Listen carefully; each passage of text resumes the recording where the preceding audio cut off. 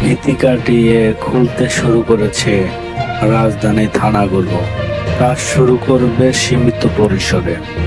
নতুন আর হামলার ঘটনা ঘটবে না এমন আশ্বাস জনসাধারণের।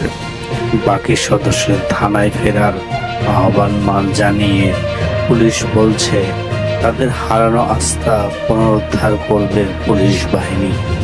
এজন্য সেনা পাহারায় কার্যক্রম শুরু হয় অনেক থানায়। শুক্রবার সকাল থেকে থানাগুলো খুলতে শুরু করে।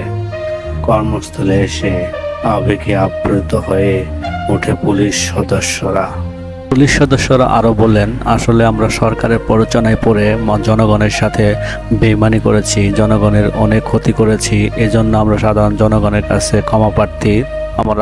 আমাদেরকে সবাই আপনারা ক্ষমা করে দিবেন। আমরা আবার নতুনভাবে কাজ শুরু করছি এবং সহযোগিতা লাগে আমরা যথাসাধ্য চেষ্টা করে আমাদের আস্থা ফিরিয়ে আনবো।